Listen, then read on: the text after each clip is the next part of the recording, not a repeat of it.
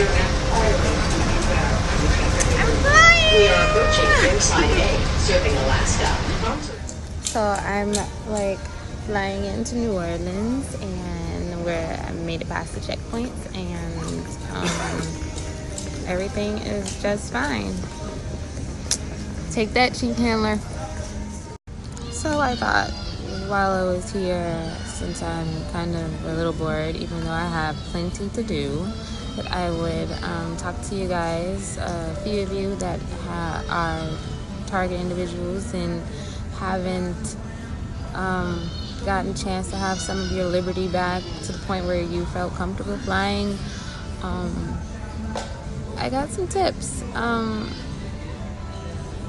It's really nice to like get back into the wave of just normality, and the best way to do that is just to realize that you're not who they say you are, and you can be yourself and have a normal life just like everybody else.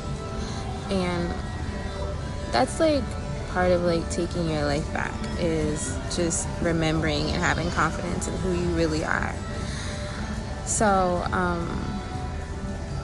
that's one tip I have. Okay, so I was just thinking, and I have like another tip. One of the important things that you can do when you start to rejoin the population is just to relax. I know it can be difficult because you're in large, groups of people, and that could be frustrating as a target individual because most of them are probably perps, and they're always watching you, looking for you to do something, or looking to pretty much do like their little street theater, stuff that they do. But when you go to like places that you want to go, like to the restaurant, or that's pretty advanced though. You got to be very developed in your targeting to know which places to go, which places are like the safest for you to go if you are going to be going out to eat. So that's the best places you can go as a target individual to go out to eat is like places like a buffet. Buffets are excellent because like they try to do something to you, they're gonna do something to everybody in there, and it's just like gonna be one big like lawsuit. So it's more than likely you're gonna be good. I've had really good experiences going to buffets.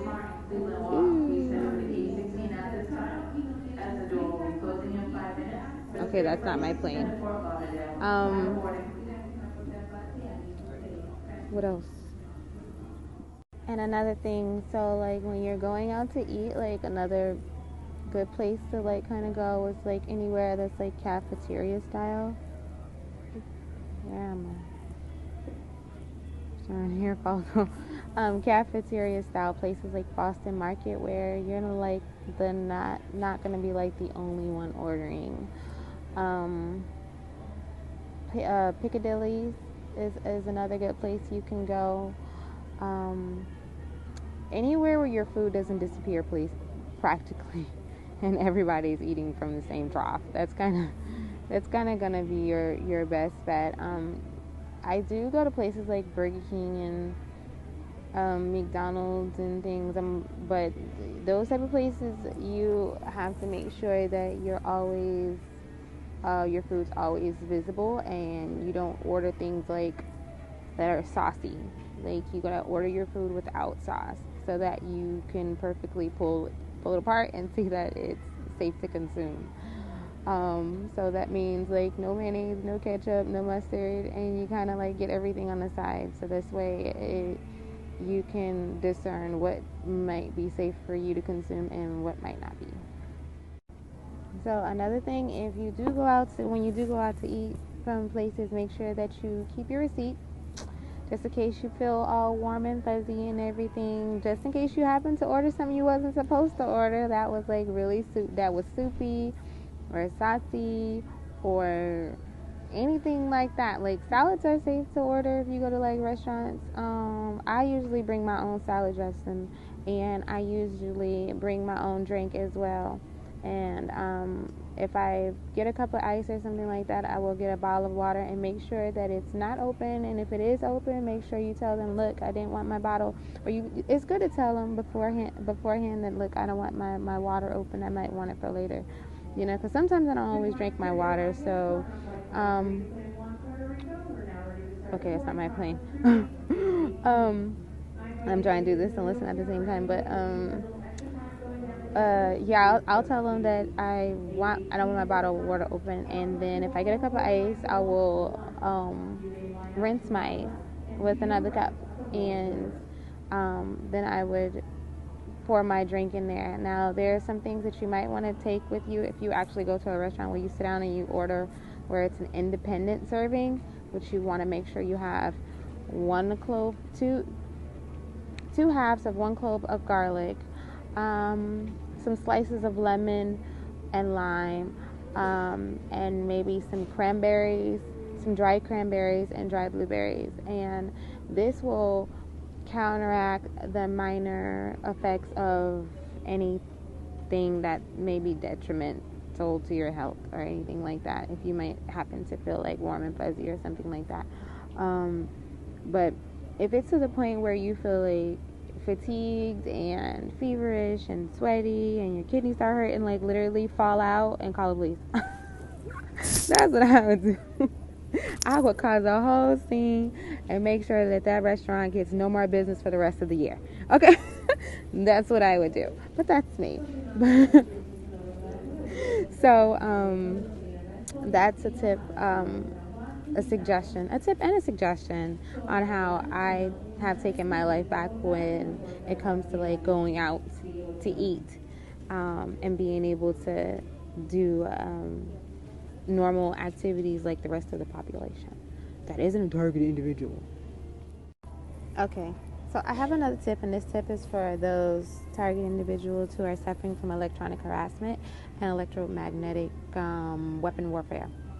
So, in order to take your life back and begin to regain your freedom in the general population, one of the tactics you can use is, for men, you want to have various styles of fashionable hats. And then, and this is for the electromagnetic weapon warfare against the skull. And so you would basically get you some aluminum foil, fold it about 3 times, make sure it covers, the frontal, half of the frontal lobe to the back of the occipital lobe, and you're going to put it nicely up under your cap, and you go outside. So pretty much that's what their main target is when it comes to the electronic, what do you call it, electromagnetic, targeting or whatever. They're after your mind, like everybody. That's really what's going on. So, but eventually they'll stop messing with you in that way, because if you're also a victim of electronic harassment, they want to be able to use their voice to skull technology, and be able to read your thoughts, which they will have to result to always using remote viewing, because the aluminum foil acts as a barrier, and it makes it difficult for them to gather data from your thoughts. So eventually they'll just, you pick one, whichever one is more important to them. And if you get to the point where you're out in public and you are really having a bad episode with your targeting and electromagnetic radioactive warfare, whatever they be doing, they be doing so much, literally, like, and it gets to the point where you're feverish, so you should carry a thermometer with you, so you can always check your body temperature, because the symptoms of electromagnetic radioactive warfare or whatever technology is fever, nausea, and confusion and blurred vision. So if you are outside and you suddenly get these symptoms, and it gets to the point where you feel like you can, like, not stand and you're really sick, literally fall out and have someone call the ambulance so they can go ahead and run the necessary tests, and you can gather the evidence against this. That's what I would do. I'll wait for the opportunity, that's exactly what I would do. I would make news. That's another way to target these attacks, is to react to it. So if it gets that bad, that's pretty much your best bet at revenge. Okay. Okay, so I talked about the man and how the strategies men can do when responding to the attacks of electromagnetic warfare or electronic harassment, and how to protect yourself and regain your liberty and constitutional freedom and basically rejoin the general population. So I want to give a tip about the women. Okay, so I know you females, if you got hair or whatever, you want to do your hair and do all these different styles.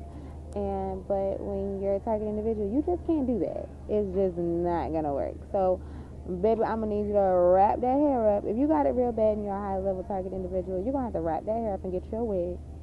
And do the same thing, take the same advice that I gave to the men, and, get your a long sheet of aluminum foil. Make sure it's not thick, because if it's thick, it's going to act like an oven. It's going to cook your brain. Just telling you. You're going to wind up falling out in the street for something that you did. So you want to get the cheap stuff. Get the cheap stuff, and it's not going to completely block the electronic harassment, but it will act as a barrier against the weaponized attacks that actually harm you. Listen to your thoughts. If you're generally a good person and you're not doing anything you ain't got no business doing, who cares if they listen to your thoughts? Like, who cares? Like, I be talking back to them, you know what I'm saying, and they just stop talking to me. I mean, it don't bother me. It did at first. I thought I was, losing my mind. I had to do my little test to see if, what was going on was actually going on. And then I made them look silly. And then it was like, oh, it was just all I had to do was thinking. And honestly, they don't know what thoughts are real. So you can pretty much recreate your thoughts because your mind doesn't know what is reality. And so neither do they. So they're just observing passing thoughts. And you have so many different types of thoughts all throughout the day. So you can create, like, say for instance, you are about to go to the store and you don't want them to know you're going to the store. Well, then you'll think about something else. Something more probable than going to the store. And they won't be able to tell which thought is real. Sometimes I just like having fun with this because it's like you shouldn't be up there in the first place. So I'm going to send you on a wild goose chase because it's just funny to me. I remember one time when I was actually testing this theory. This is when I was working at the bar, and I had an inkling that something was like going on. So what I did was, my first inkling was I went to Walmart. And when I went to Walmart, I had been thinking about a place that, and it was just a random passing thought.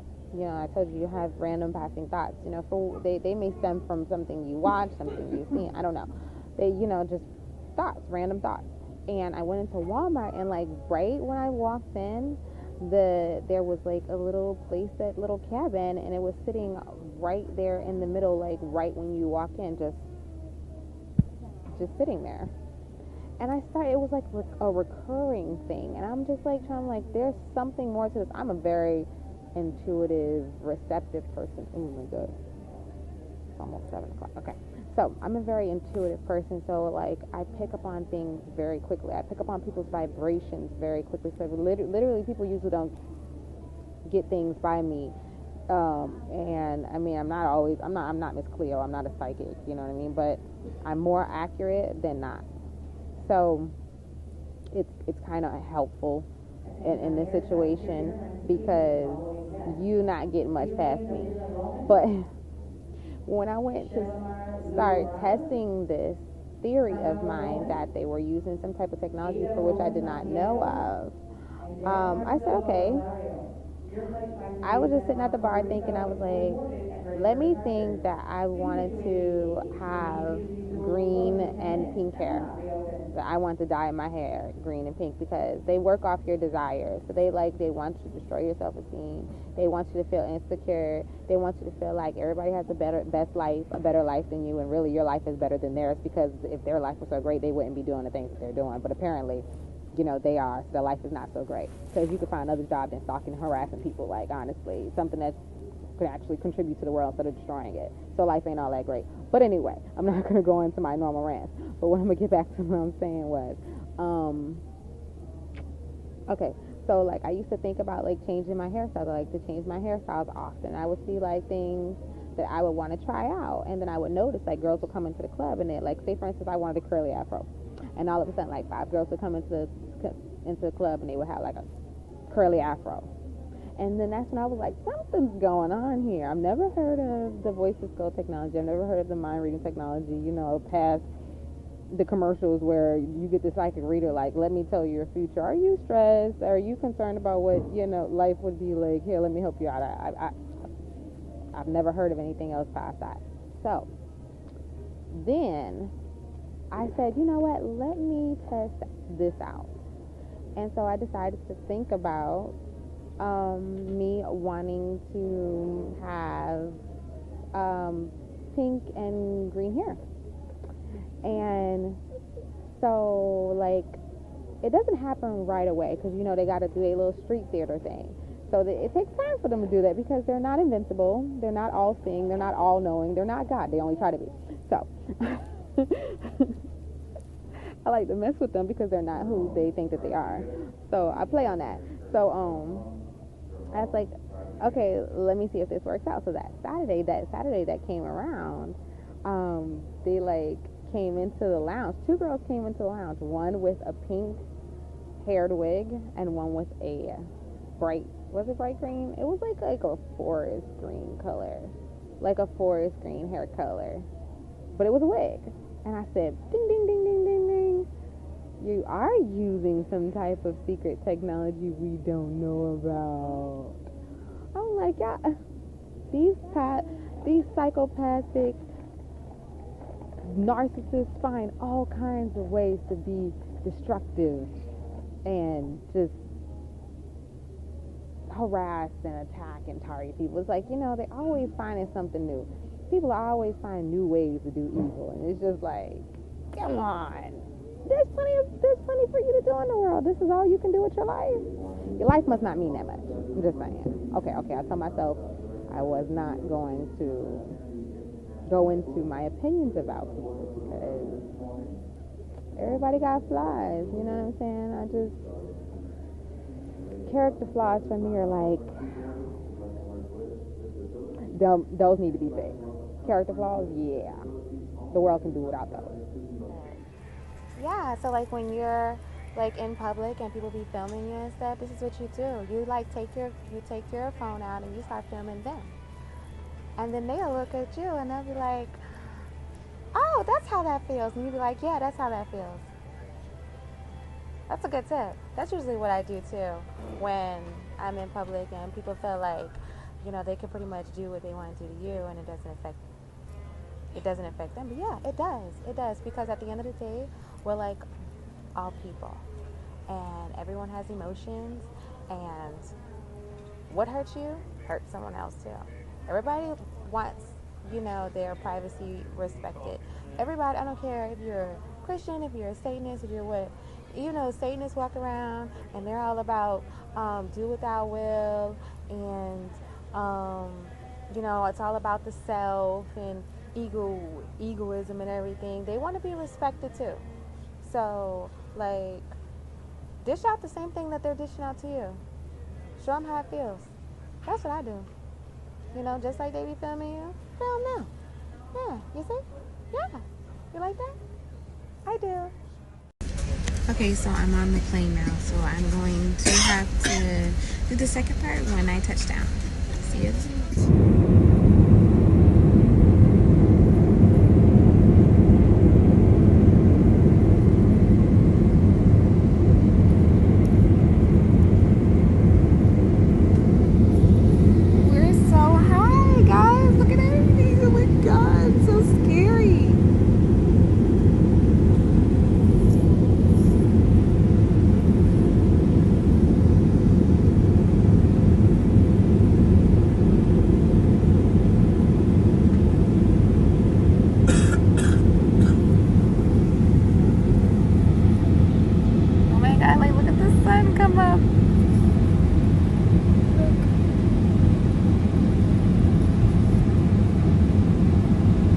so bright. Look at that. That's amazing. Oh my god, it's really bright. Oh, that's amazing.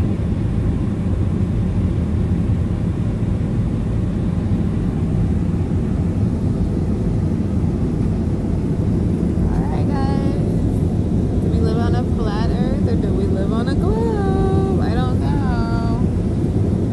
It's a little spoiler. It's a globe. We already learned that though anyway. Look guys, there's still some land down there, and look, everything disappears over the horizon. It's not a flat earth. Just saying. Just in case some of you guys are curious. Like some clouds and stuff. So I just touched down and I am waiting for my baggage. This is usually the difficult part if you're a target individual because they be trying to steal your bags. But you gotta like sit like right there when they come out so you can get your stuff. Like, it's that serious. Yes. So I'm back, guys, completely refreshed. I made it and I'm so happy I did, even though it was a pretty quick flight anyway.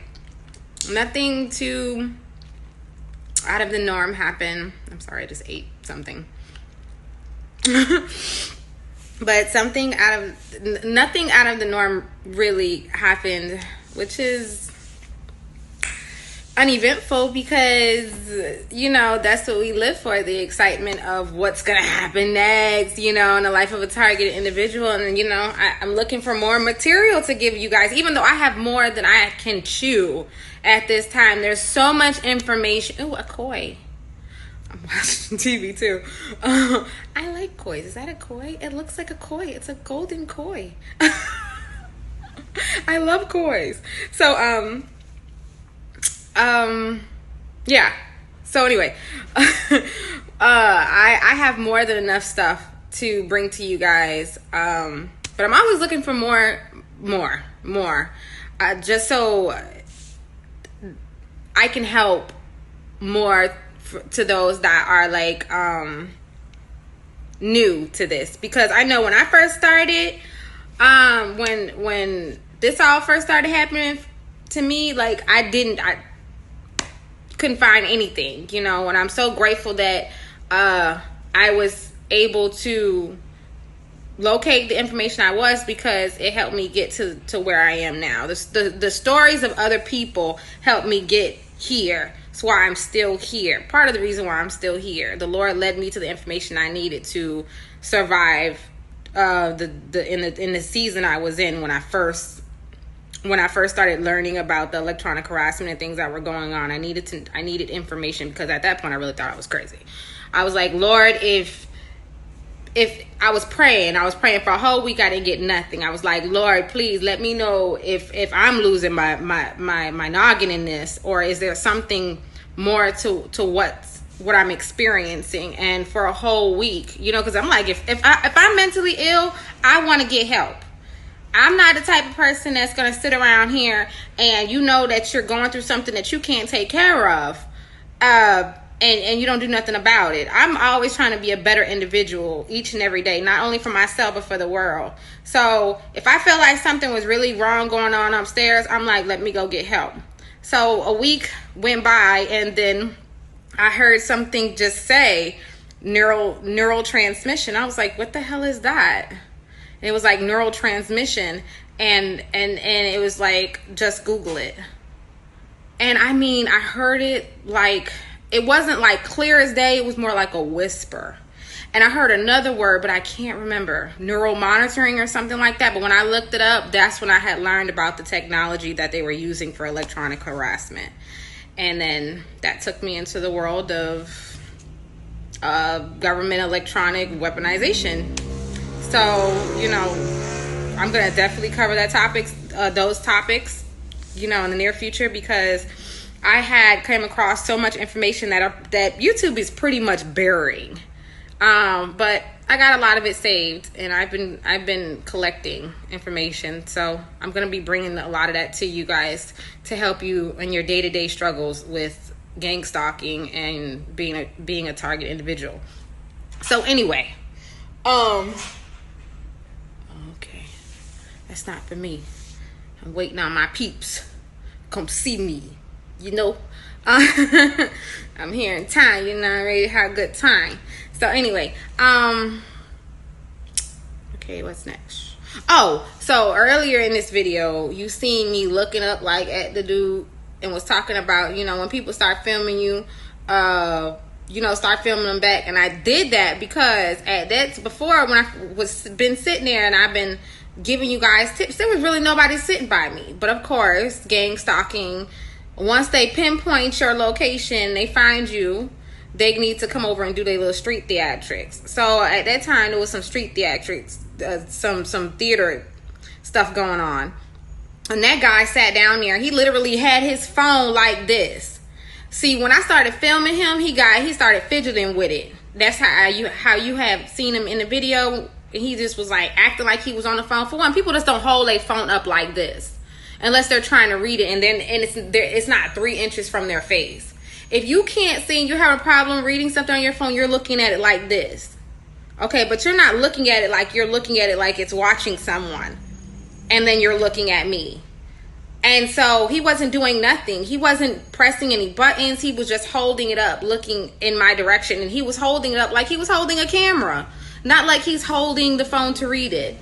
You know, so I know just yourself and how you use your device. If you're reading, it's just uncomfortable to sit here like this. Unless you're trying to film something. Either you're trying to film yourself or film someone else. I actually went into Burger King to do a review on their vegan burger. And I was holding the phone up and I was holding the phone in an awkward position. And the guy was like, "Are you filming me?" And I was like, "Yeah, I am actually." It's for my YouTube channel. It was like, "It's okay though." He was like, "Hey, what's up?" He was like, "Hey, what's up?" You know, he was really, really, really nice. And I'm actually going to bring that review to you. But the footage isn't good. They actually had a gang stalker in there. And I might be able to put his picture up there. He was filming me as I was going into Burger King. And he was sitting, I didn't even know he was sitting in his car. But this is what they do. You go and pull up to a fast food place like Burger King or McDonald's. Or Wendy's or whatever place, and there'll be someone. If you're a victim of electronic harassment, they already knew you was going to do it before you do it. Or sometimes I play those games with them where I create images for them to put them on a wild goose chase before they get to where I'm going. But I don't always be feeling like playing them games with them. Sometimes I do it just to amuse myself, but I ain't been really, mess with them like that because I really don't care. I've been doing this, so I kind of know how to live this life. So when I went in there, I started filming him, and he got stiff, like he was a statue. And he was filming me until I did that. And then he put his phone down and put his hands on, put his hands together over his chest, like in a defensive position, like he had a problem. I'm like, yeah, I could do it too. You stalking me, and I'm stalking you now. What's up? They don't like that. I mean, because at the end of the day, you just like me, flesh and blood. You have emotions and feelings, and what you do to me, you don't want done to you, and I know that. So I'm going to do you like you do me. So anyway, the guy, David, the guy taking my order, knew I was filming him. So he's not a victim of paranoid schizophrenia. It's just some things are just obvious. There's self-explanatory. Your mind is going to analyze and say something's going on, and you're going to say, either you're going to ignore it because people want to, say, okay, well, maybe that's crazy, or you're going to say, look, you're going to trust yourself, your inner self, and say, hey, something's going on. So that's what the dude was doing. He was holding his phone up and filming me. Just like he was doing when I was recording, except he was fidgeting when I was recording because he knew I was recording him. He knew it because he looked up at me and he was like, okay. And he was nervous. He was like tapping his foot and everything. And I was like, oh, I can tell he was fidgeting in his seat. So I'm like, yeah, slightly. And so uncomfortability, a change in position, uncomfortability is the indication that you are feeling anxiety or tension, for some reason, you know. And I can see if he wasn't doing it initially, if he wasn't holding his phone up and he wasn't guilty of anything, it wouldn't have been so immediate. It takes people a little while, maybe a few minutes or a few seconds, to kind of feel uncomfortable if they feel like you're filming them and they're not doing anything wrong. So there was a girl standing in line with me when I was in Burger King, and she wasn't aware of what was going on. She wasn't looking at me either. Until he said something, and then she showed a slight uncomfortability, but then resumed her normal position. She was just reading whatever, because she's not guilty of nothing, so she didn't care. And most people at the end of the day, they're like, I'm not doing nothing wrong. I don't care if you film me. That's kind of how I feel. Ooh, excuse me. I just had a Red Bull. So that was kind of eventful. I enjoyed that. And I wish I did record the people at the baggage, because as soon as I came down there, the guy, one of the guys was standing there, lifted his arms up and did all that signaling. And so I went down and I sat for my bag, because they usually be trying to steal my bag off the rack, off the little thing that goes around. They be trying to steal it. So that they'll usually want me, try to distract me or something, try to take my bag. They've been doing that, or trying to put something in my bag, so I have to put locks on my bag or anything. So I'm like, you can do whatever you want to do, but I have a lock on my bag, so if you put anything in there, I'ma know that you were in there, and I'm be able to prove it. So whatever. And I make sure I keep my lock in a way that they can get into it, so that I have an explanation. I'm not gonna put something on there that's what do you call it? That looks too obscure. Whereas somebody will say, if something did go wrong, they'll be like, well, how did they get through that? You know, I have a lock that looks like you could break into this little lock. You could, and you don't need a key. So if something goes wrong, it's easier to explain and believable. So I don't even be concerned about that. But there was one situation where they were trying to put something in my bag at the Greyhound. I'm gonna have to tell y'all about that one of these days. But God was with me, and I was like, they were trying to put my bag on a bus, and I was like, nah, I need to keep my bag with me. And it was like, well, we're just the bags are being transferred to this bus, the bus you about to get on. I said, I don't care, because the Lord was putting it in my spirit that something was gonna go on. And they had like prison guards there and everything, and it was a lot of stuff going on at that Greyhound station when we had stopped. But I'm not gonna go too much on into that right now. But at the end of the day, I just relaxed and was myself and followed the spirit. And literally what they had planned to do, they wasn't successful, because I'm not who they say I am. And the people at that Greyhound station have seen me enough to know who, and I've talked to enough people for them to know who I am. So I'm innocent. What can I say? I'm innocent. And then the proof is in the pudding, you know. So I was sitting there waiting on my bag, and the guy, he did like a with his hands on his legs to let everybody know, like, come on, it's all right, it's time to you know, do the little theatrics or whatever. And it's like, when I grabbed my bag, they almost was like what, how do I explain it? They was like, shot, like, darn, you know. It's like, what were you trying to do? I'm sitting right here watching every single bag that come out of them. Because they tried to take my bag like that before, where it took a long time for my bag to come out of the off the plane onto that little whatever that little thing is. I forgot what it's called. Whatever. I'm like 50% ditz and 50% smart. So I don't know what that little thing is called. Okay, it doesn't matter. Blondes have more fun. So I like my little ditziness. Okay, so when I did get my bags, they had this family that was right next to me, where the children had asked me, those both your bags? And I'm like, yeah. They was like, really? And I was like, yeah, they are, sweetie. They are. Because I'm like, I know your parents probably said something to you. You know, I know somebody probably said something to them, but baby, it's not true. Yes, these are my bags. And it was like, okay. So, and then I left. And so that was the last thing that happened before I got into the Uber and came to my hotel. So here I am. And I wrapped my hair up and took my nap and got up and went and got me something to eat and living life. See what I'm saying? Like, yeah, I have these day-to-day struggles, but you could take your life back. You could go on living every day with peace and joy in your heart. You know, and with everything that they try to take from you each and every day, by simply making a few changes and accepting the fact of who you are and knowing who they are and knowing who they're trying to make you look like and not being that.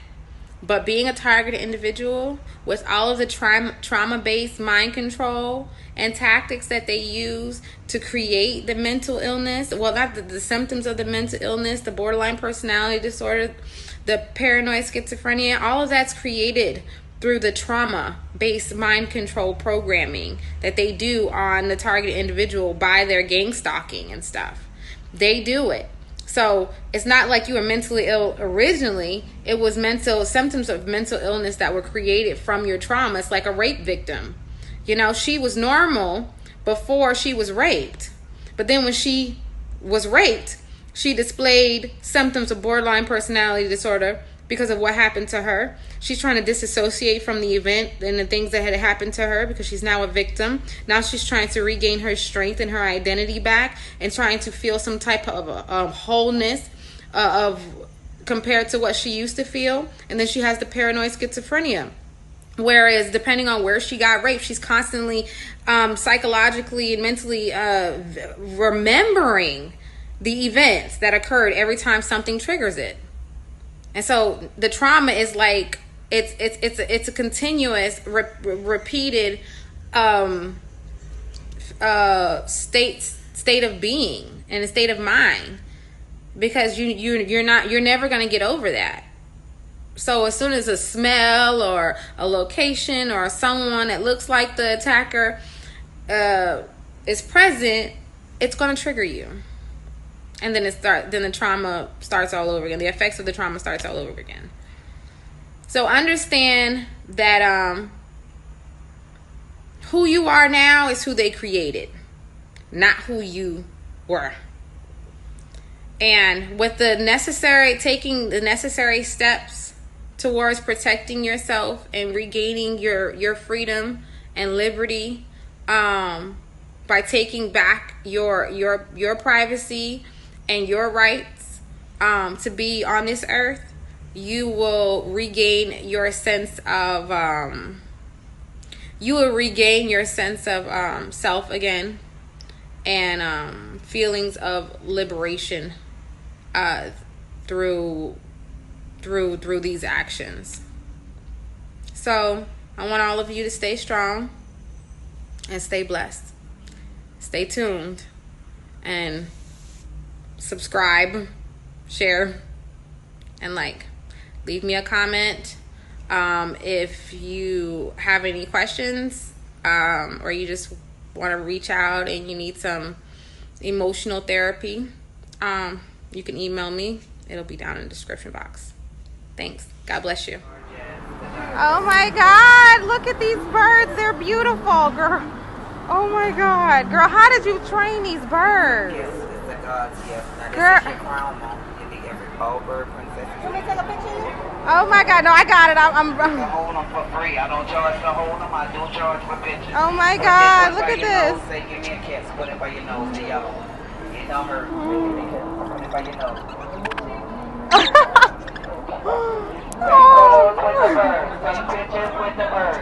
Oh my God, they love me. Look at this. Oh my God. Oh my God, girl. This is so cute. This is a gift. Oh my God, girl. Look how beautiful it is. Great New Orleans.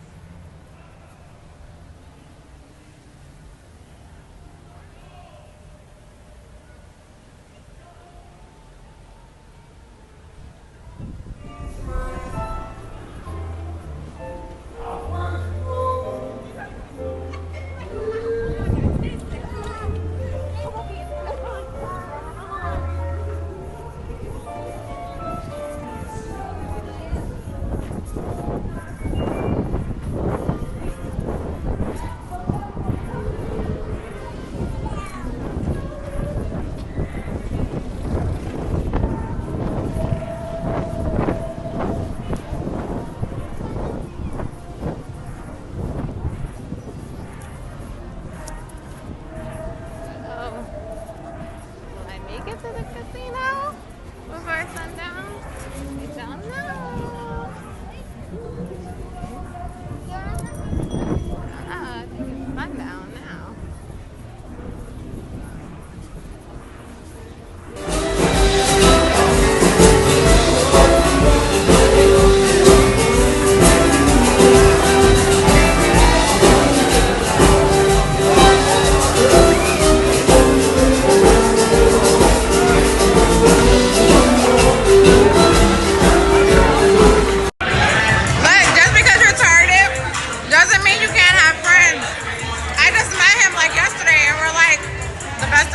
Eating his pizza? Yeah, best friends. Yeah, like best friends. So look, I met some new friends too. Yeah, right on. Say what's up, bro? Not everybody likes candy camera. Right on, everybody. Right on. Like, oh my God, this pizza is like so good. Like, I love it. It's so good. If you guys are ever in New Orleans, the pizza joint is the way to go, okay? Good.